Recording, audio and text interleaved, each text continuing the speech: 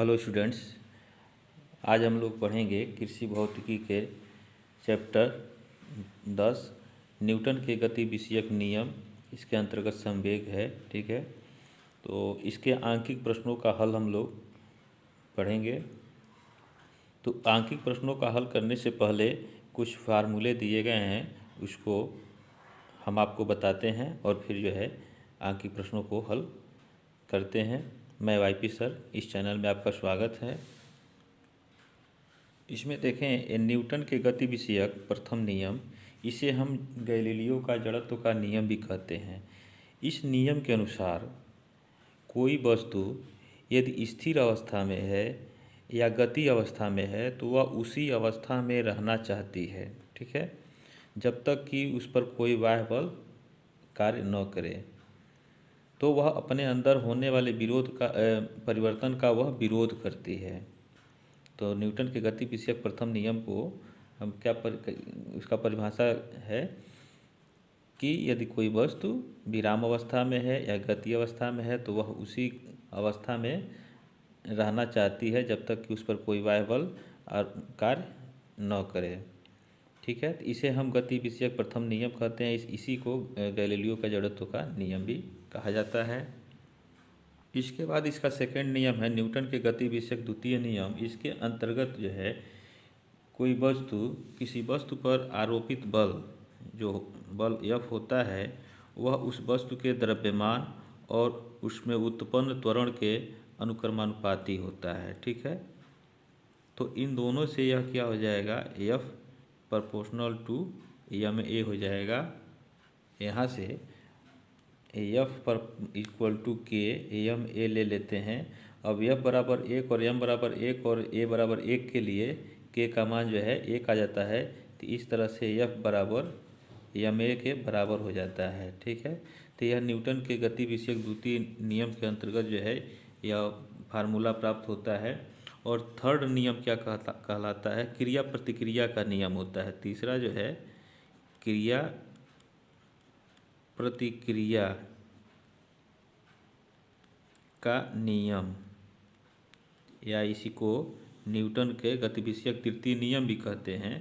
तो इसके अंतर्गत यदि दो वस्तु दिए गए हैं तो पहली वस्तु दूसरे पर जितना बल कार्य करता है उसके ठीक विपरीत दिशा में दूसरी वस्तु पहली वस्तु पर भी उतना ही बल कार्य करता है। ठीक है, तो इसे हम क्रिया प्रतिक्रिया का नियम कहते हैं।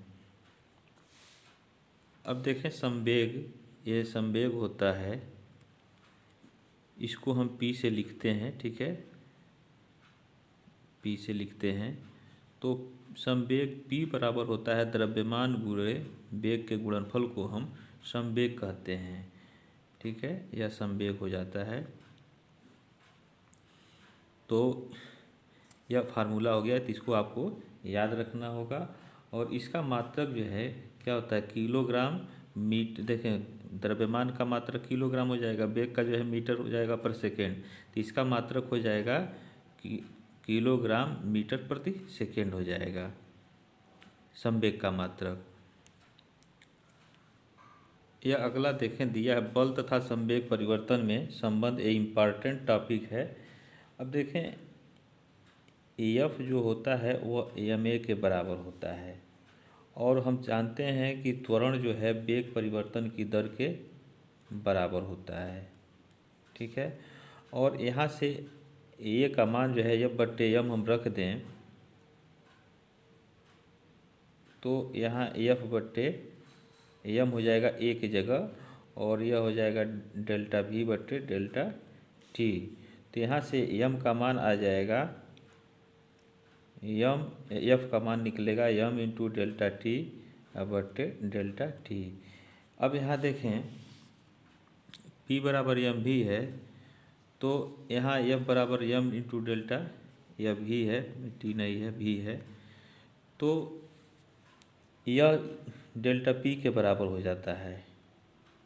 ठीक है, संवेग परिवर्तन, तो इस डेल्टा P के बराबर हो गया, और बट्टे डेल्टा t, तो ये संवेग परिवर्तन की दर हो गया।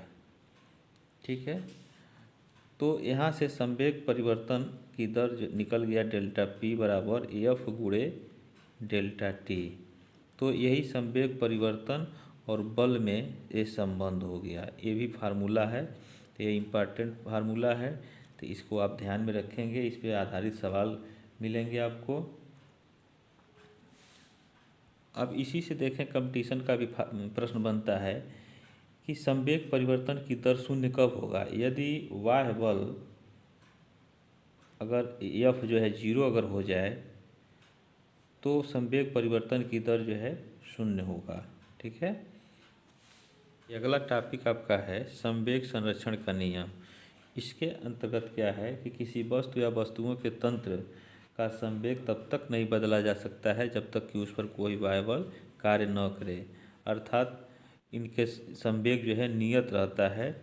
इसे हम ऐसे भी कह सकते हैं कि यदि दो वस्तुएं आपस में टकराते हैं तो टकराने यानी धक्का के पूर्व संवेग और धक्का के पश्चात के संवेग के बराबर होता है। ठीक है।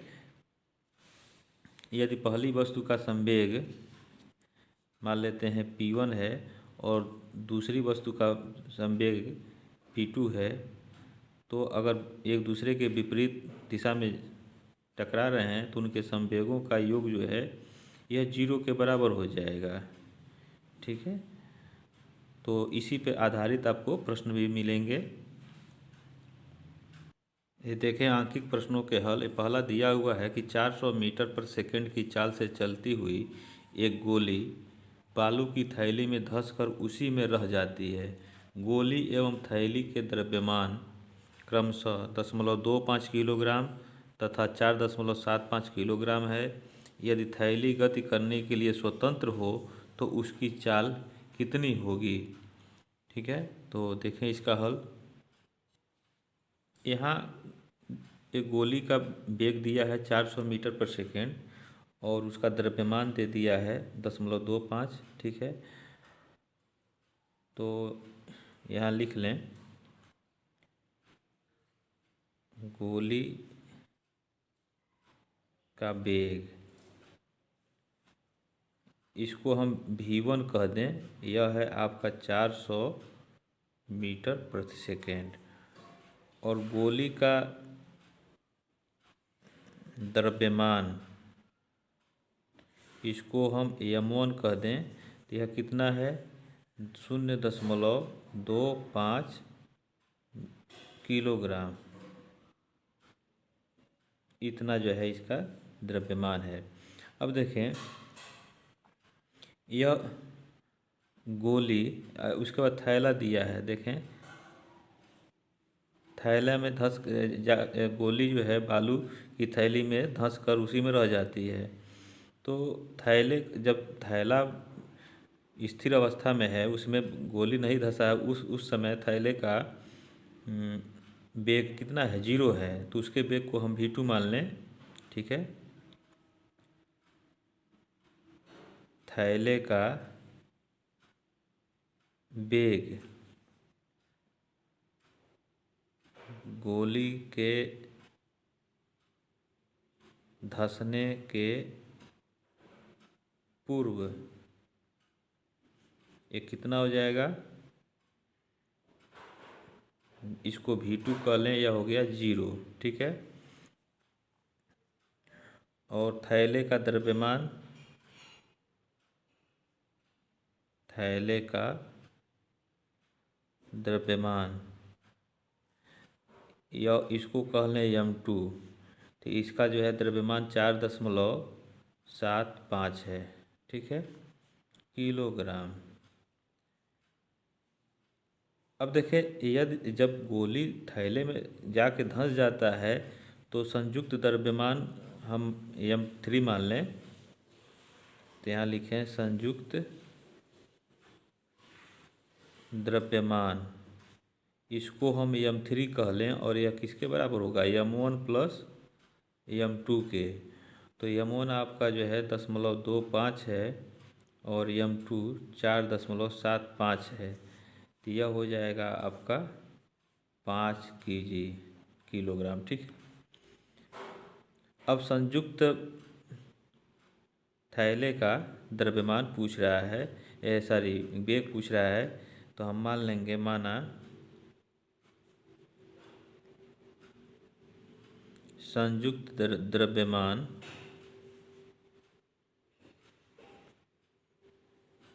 का वेग v3 है। ठीक है, अगर आप चाहें तो डायरेक्ट केवल m1 v1 बराबर इतना लिख सकते हैं और m2 v2 लिख लेंगे और मान लेंगे माना संयुक्त द्रव्यमान m3 है तथा उसका वेग जो है v3 है संयुक्त द्रव्यमान का। तो अब यहाँ लिखें संवेग संरक्षण के नियम से, संवेग संरक्षण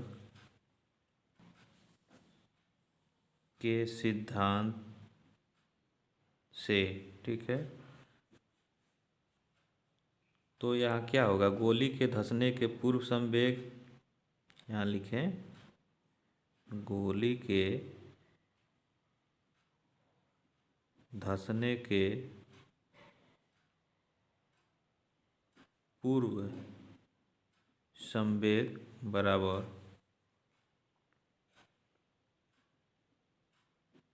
गोली के धंसने के बाद संवेग। तो यहाँ देखें, यहाँ गोली का द्रव्यमान m1 है और उसका वेग v1 है और थैले का द्रव्यमान m2 है और उसका वेग v2 माने हैं, और गोली के धंसने के बाद संयुक्त द्रव्यमान जो है m3 हो गया है और उसका वेग हमने v3 मान लिया है। ठीक है, अब देखें m1 का मान 0.25 और v1 का मान 400 धन m2 का मान 4.75 और v2 उस समय थैला जो है स्थिर अवस्था में धंसने के पहले, तो उसका वेग जो है 0 है, यहाँ v2 0 लिखा गया है।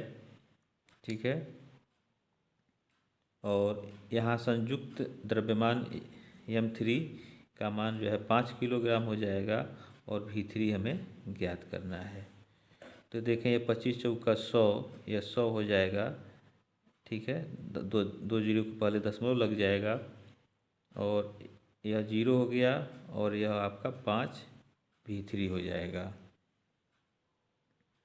तो v3 बराबर हो जाएगा 100/5। तो यहाँ हो जाएगा v3 बराबर 20 मीटर प्रति सेकेंड। तो यही जो है आपका आंसर हो जाएगा। तो यहाँ लिख लें, अतः थैले का वेग v3 बराबर 20 मीटर प्रति सेकेंड। ठीक है, तो ये आपका आंसर हो गया। नेक्स्ट क्वेश्चन देखें, दूसरा दिया किसी पिंड पर 10 न्यूटन का बल लगाने पर उसमें 2 मीटर पर सेकेंड स्क्वायर का त्वरण उत्पन्न हो जाता है, पिंड का द्रव्यमान ज्ञात कीजिए। ठीक है, तो देखें इसका हल। इस प्रश्न को हल करने से पहले आप इस वीडियो को लाइक कर लें फटाफट और अधिक से अधिक आप इसको शेयर करें, और जो छात्र इस चैनल पे पहली बार जुड़े हैं इस चैनल को सब्सक्राइब कर लें और बेल आइकन घंटी को प्रेस कर लें, इसे में समय नहीं लगना है। ठीक है, इससे आपको लाभ यह होगा कि जो पढ़ा दिया गया है चैप्टर उसके प्लेलिस्ट आपको मिल जाएगा चैनल पे, तो आप जो है उसको पढ़ सकते हैं। तो देखें, यह जो दिया है उसको हम लिख लेते हैं।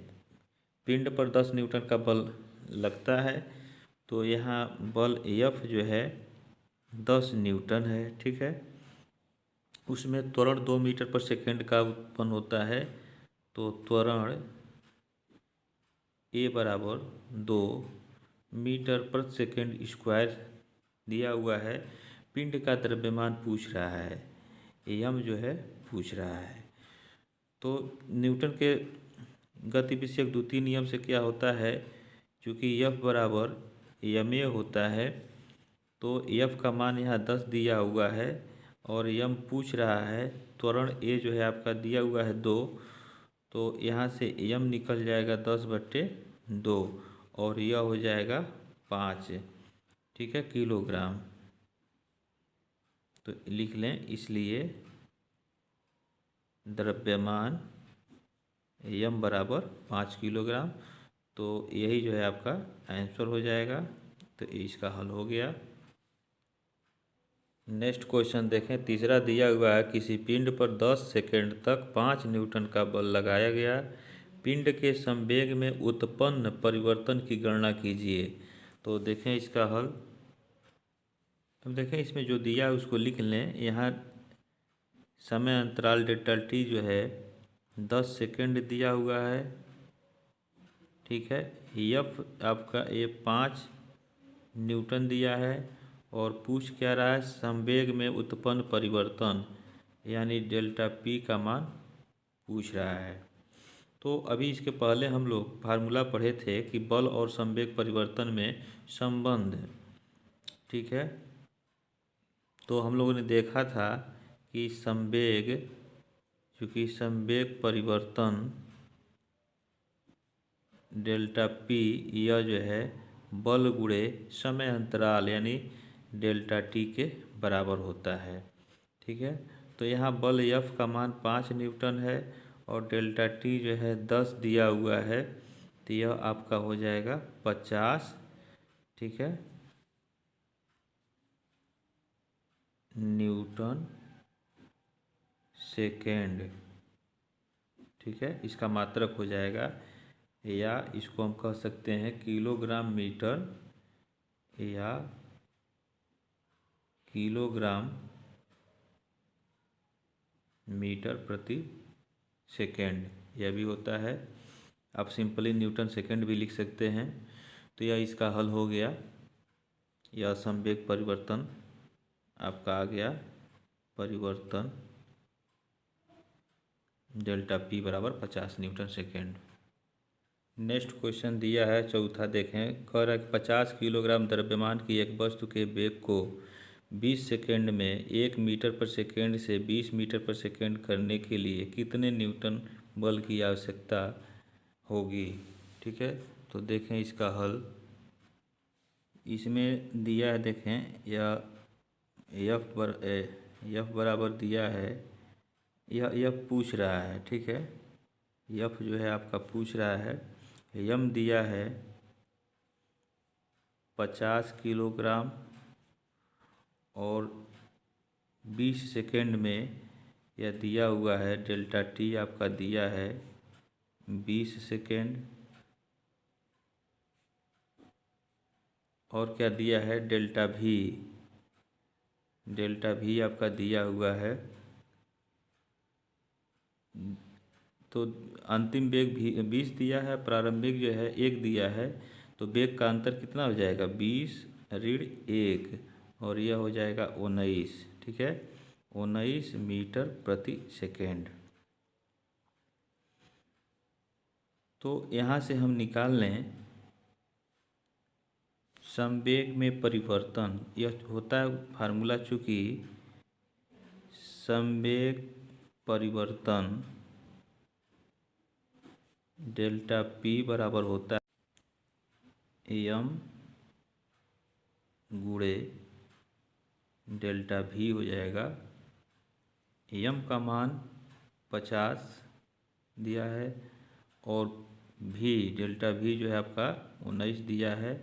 गुणा करेंगे तो 19 पचे 95, 950 जो है, ठीक है, ये आ जाएगा डेल्टा पी का मान, ठीक है।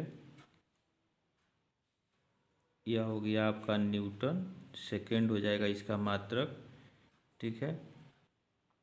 अब पूछ रहा है एफ, तो बल और संवेग परिवर्तन में संबंध जो होता है वह होता है, चूँकि यहाँ लिख लें संवेग परिवर्तन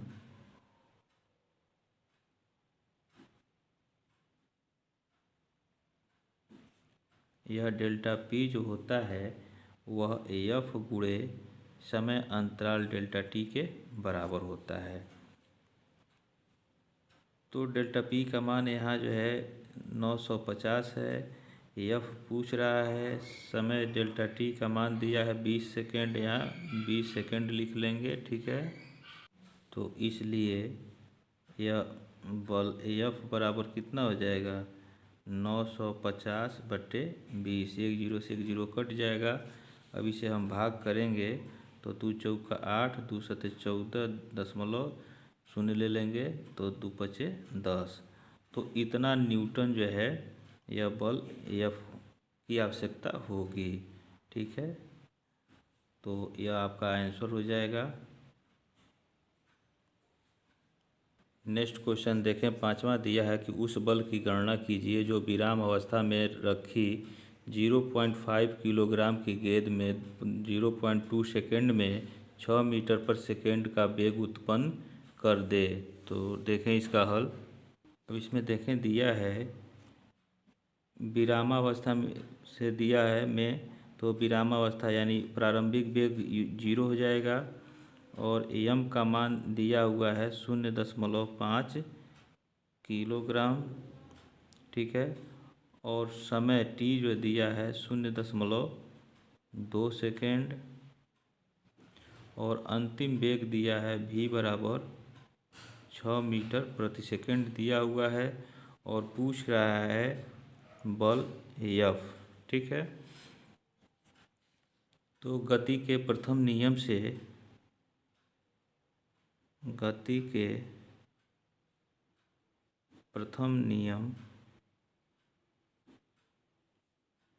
से क्या होता है v बराबर u प्लस ए टी। तो ये v बराबर देखें 6 दिया हुआ है तो यहाँ 6 ले लेंगे। u 0 दिया है, a निकालना है, समय जो है 0.2 दिया है।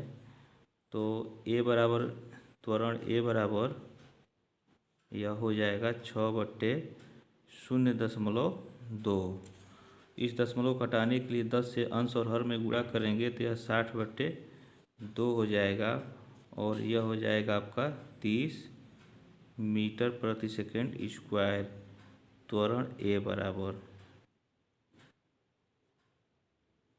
ठीक है। चूँकि एफ बराबर एम ए के बराबर होता है तो एफ पूछ रहा है तो एम आपका दिया हुआ है, यहाँ देखें 0.5, तो 0.5 गुणे त्वरण आ गया है 30, तो इसमें गुणा कर दें तो यह हो जाएगा 5×3 15 और 0 एक अंक के पहले दशमलव हो जाएगा तो 15 यह न्यूटन जो है हो जाएगा बल एफ। यही पूछ रहा था तो ये आपका आंसर हो गया, ठीक है। अब इस आंकिक प्रश्न के शेष प्रश्नों को हम लोग अगले वीडियोज में पढ़ेंगे। आपको कोई समस्या हो तो कमेंट बॉक्स में आप कमेंट करें। तब तक के लिए आप इस चैनल पे बने रहें। जय हिंद।